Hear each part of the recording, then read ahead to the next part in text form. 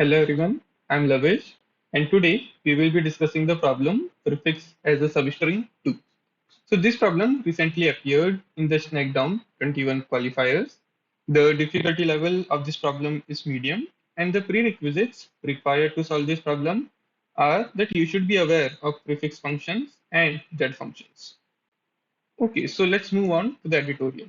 So in this problem, we are given three strings s1, s2, and x, and we want to find out the number of ordered pairs of strings p comma q such that p is a prefix of s1, q is a prefix of s2, and p plus q is a substring of x.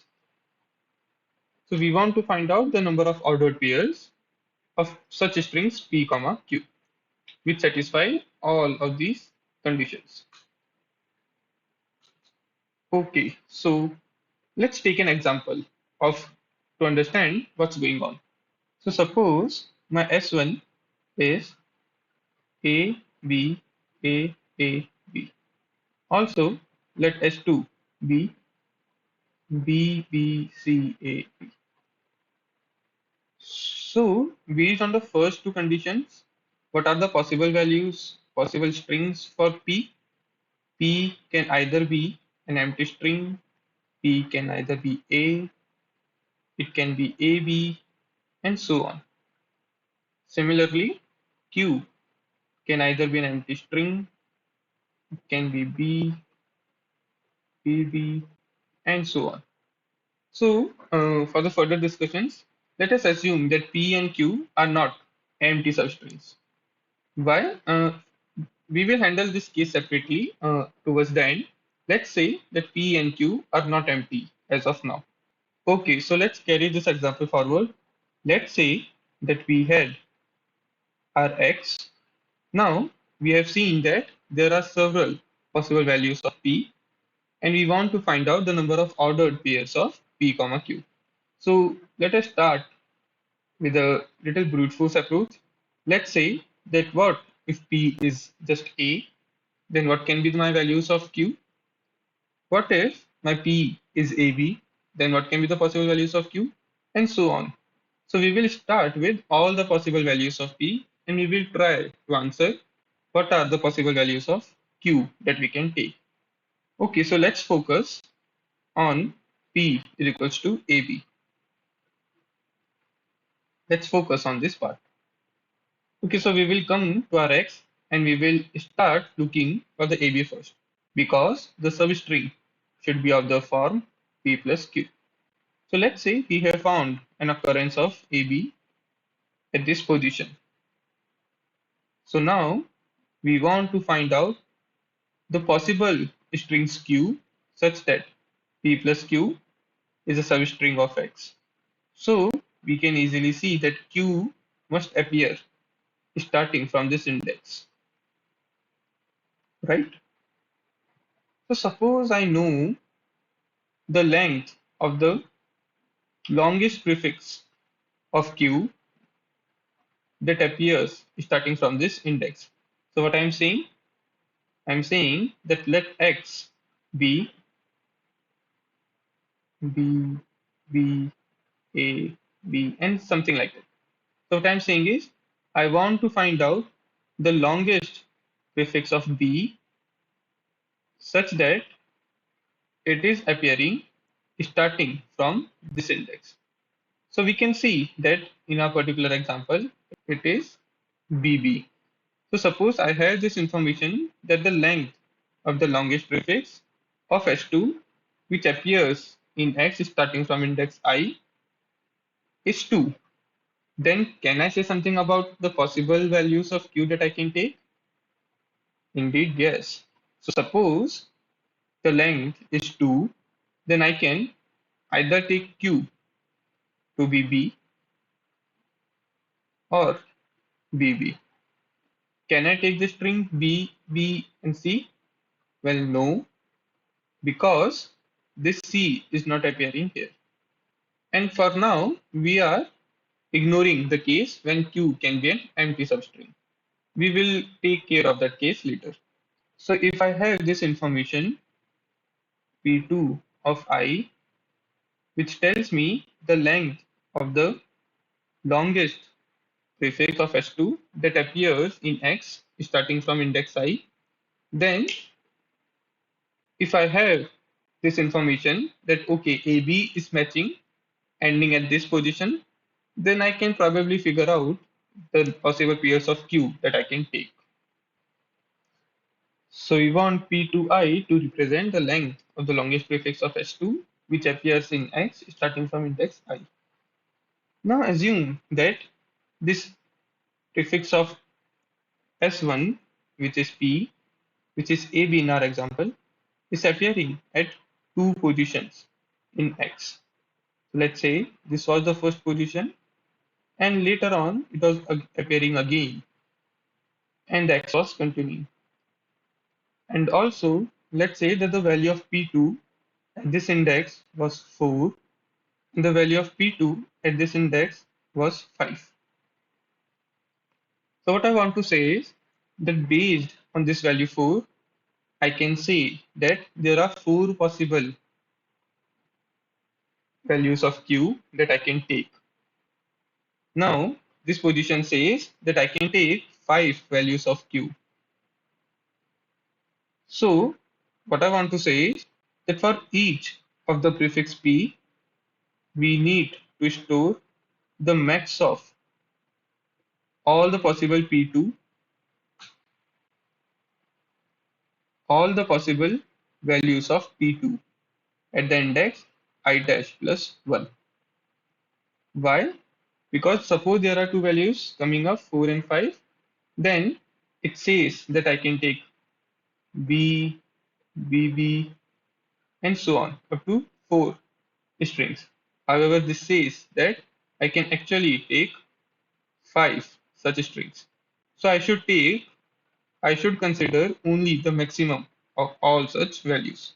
So till now we have seen that if we have this information of P2, if I can match a prefix of S1 which is P in X, so in X I have this P appearing, then I can figure out the number of strings Q that I can take with P. So my task is how to figure out if P is appearing or not. So what I want to find out? I want to find out P1 of I, which is the prefix of S1, which is appearing in X ending at index I. So if I have this information that what is the length, what is the prefix of S1 that is ending at index I, then I can use the value of P2 of I plus 1 to somehow figure out my answer. And this is where the Z functions and the prefix functions will come into the action. So let us try to calculate these values of P1 and P2. So consider this string S1 plus F plus X. So suppose we calculate the prefix function of this string, then I can get the information of P1 that I want. How? Because now for all the characters of X, for all the indices of X, I can find out the length of the longest prefix of S1 that ends at index I. Now consider the string S2 plus hash plus X. So I calculate the Z function of this string, then for each index of the string X, I can find out the length of the longest prefix of S2 which appears starting from the index I of X. So this can help me in calculating the values of P2. So now once I have this P1 and P2, How will my problem look like? So now, suppose this is my x. Let us consider the index I. Now the P1 stores the longest prefix of S1 which ends at index I, and the P2 of I plus 1 stores the length of the longest prefix of S2 which appears starting from the index I plus 1. And now once I have these values, I can calculate my answer. So now we can see that we are somewhat very close to our answer. We can get some of our answer, but not the exact answer. So let's move on to the details. So for the sake of example, let's say that S1 is AAA, and let's say that S2 is BBB, and consider our X to be, so consider this index 2. So now P1 of 2 will say that the length of the longest prefix of S1 which appears ending at index 2 is 3. And also P2 of 3 will say that the length of the longest prefix of S2 which appears starting from the index 3 is 2. So now corresponding to the string P having length 3, the possible values of Q are 2. However, note that not only AAA is ending at this particular index, the prefix AA is also ending at this particular index. So there can be several possible prefixes of S1 which ends at a particular index I. And now we want to take care of all such substrings. So note that the prefix function allows us this flexibility that we can iterate over all the substrings which are ending at the index I. So if you're not aware, if you're not very comfortable with the prefix functions and z functions, I will highly recommend to first go and read more about prefix functions and z functions. So now, assuming that the prefix function can easily give us the information about all the substrings that are ending at the index I, our problem is now somewhat solved. So what we will do is, for each possible string p, we will find out the number of strings q such that p plus q is a substring of x. And we will iterate over all the possible p's and we will add our answer. And now we have seen that suppose I am fixing my p, then I will iterate over all the occurrences of that particular p in my x and then update the number of strings q that I can take corresponding to that p. So let's move on to the code for now. Code will make it more clear. Okay, so initially we are taking S1, S2 and X as input. And as we have seen, we are creating these two strings. Now, first of all, let us calculate the prefix function for string 1 and calculate the z function for string 2. Now what I am doing is that initially our string 1 and string 2 are concatenation of several strings. So I'm just extracting out the information corresponding to the string x and storing them in the vectors prefix s1 and z s2. So once we have this information, okay, so to calculate the prefix functions and z functions, we have a function defined, and if you are not very comfortable with it, you can go and read about it on the internet. There are a lot of beautiful articles present on the internet. So now once we have calculated our prefix function of S1 and the Z function of S2 corresponding to the string X, what we will do is we will iterate over the string X, and for each index I, we will try to find out the length, the maximum length of prefix of S1 which ends at the index I. So now once I have this information, I want to find out the maximum length of the prefix of S2 which starts from the index I plus 1. So this is doing the same. The max length prefix of S2 which starts from the index I plus 1. So now once I have these two information, what I want to say, I'm saying that the possible values of Q, the maximum possible.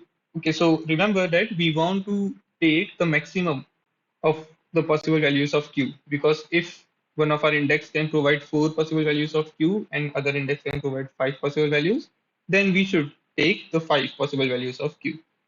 So what we are doing, we are saying that corresponding to this length of P, I'm getting these many possible values of Q.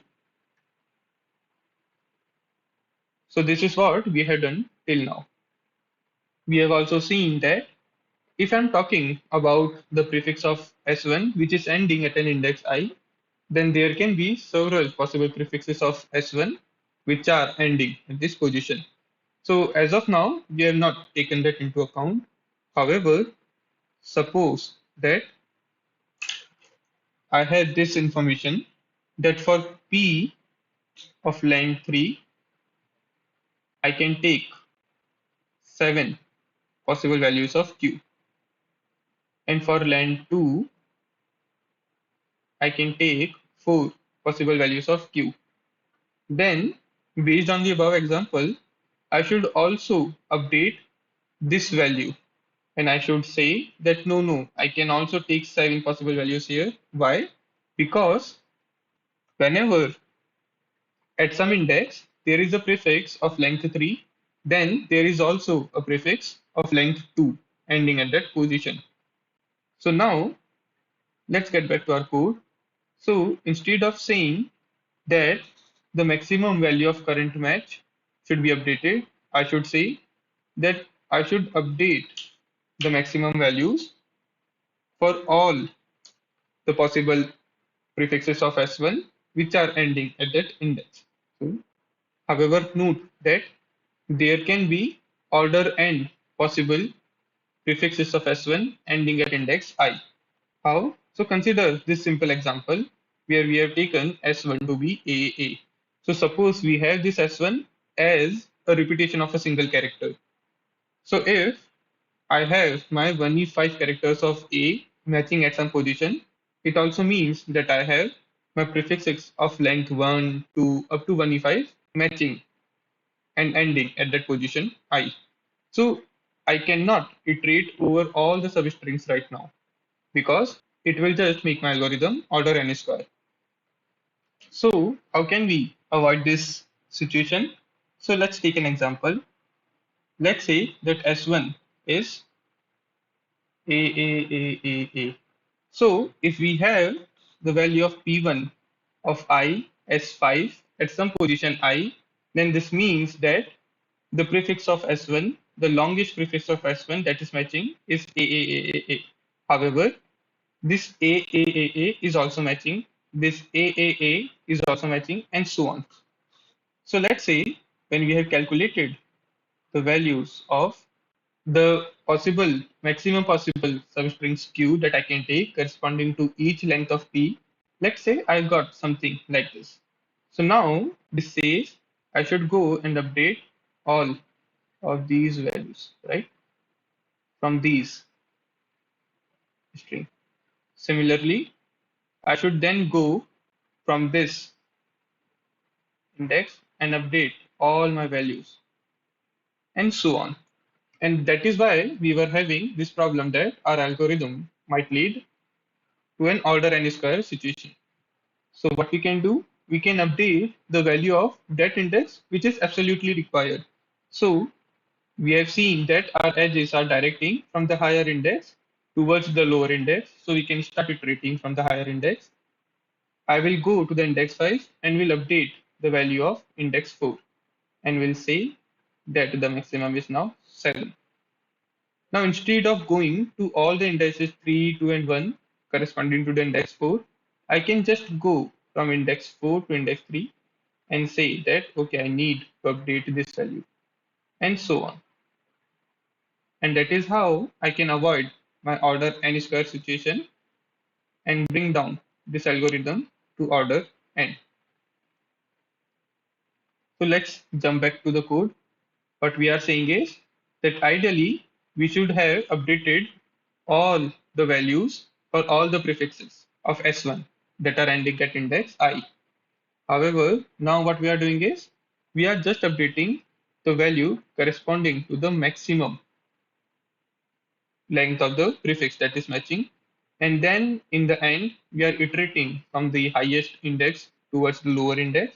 And we are saying that, okay, the next index that I need to update, which is what? Which is the next largest prefix of S1, which is ending at index I. So I should first calculate this value, the length of the largest prefix of x1, next largest prefix of x1, which is ending in xi, and then I should update its value. So how we are getting this value? This is actually the magic of prefix function, and we are getting this value by calculating the prefix function of the string itself. So what is this pi? This pi is nothing but the prefix function of the string s1 itself. So now once we have updated this value, we can go on and say that my initial answer is 0. Now we have assumed that P is not an empty substring, and similarly Q is not an empty substring. So we should go from 1 to the maximum size and update our answer. Now note that we have left two cases when P is an empty substring and when Q is an empty substring. So what happens when P is an empty substring? So P is empty. So in this case, what will happen in X is I will have some substring as P plus Q, and because P is empty, this will be nothing but Q, which is prefix of S2. So if I have the length of the longest prefix of S2 that is appearing in X, then that is the number of Qs that I can have when P is empty. And similarly, if I have the length of the longest prefix of S1 that is present in the X, then that represents the number of values of P that I can have when Q is empty. So this is what we are doing here.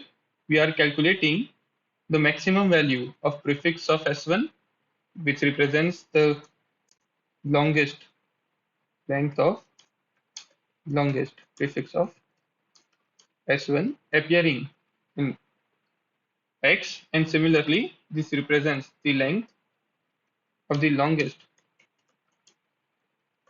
prefix of S2 appearing in X. And now we should add this max1 and max2 in our answer.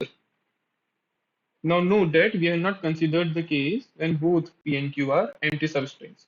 So we should also add one corresponding to that particular case. Okay, so let's go and try to submit this solution. So I'm at the submission page of this particular solution. Okay, let's submit it. Okay, so we have got our got our result. We have got an correct answer.